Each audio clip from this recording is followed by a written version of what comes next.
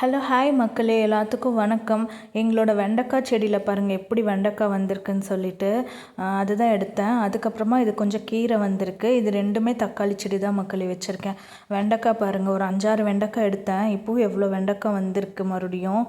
அவ்வளோ பிஞ்சாக இருக்குது மக்களே. ரொம்ப என்ன சொல்கிறது, ரொம்ப லைட்டாக இருக்குது அது ஸ்கின்னு.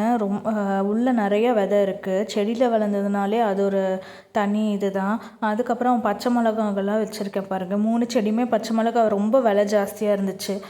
5 ரூபாய்க்கு 10 ரூபாய்க்கே எங்கள் ஏரியா சைட்லாம் 5 பச்சை மிளகா அப்படி தான் கொடுப்பாங்க. இப்போ தான் வந்து சீசன்னால் கொஞ்சம் கம்மியாக இருக்க போல். முன்னாடியெல்லாம் ஒரு பச்சை மிளகா 1 ரூபா அப்படி வாங்கிட்டு வருவேன். அதனால சரி 3 செடியுமே பச்சை மிளகா செடி வச்சிடலான்னு சொல்லிட்டு 3 செடியுமே வச்சுருக்கேன். அந்த குண்டு மிளகா, வர மிளகா எல்லாமே வீட்டிலையே அந்த விதை இருந்துச்சு, அது போட்டு வச்சது தான். பச்சை மிளகா ஃபுல்லாக வளர்ந்துருச்சு. அதுக்கப்புறம் பார்த்திங்கன்னா இது கத்திரிக்காய் வச்சுருந்தேன். அப்புறம் கத்திரிக்காய் பாருங்கள், ஒன்று குட்டியாக ஒன்று வந்திருக்கா. அப்புறம் இன்னொன்று குட்டியாக ஒன்று வந்திருக்கு.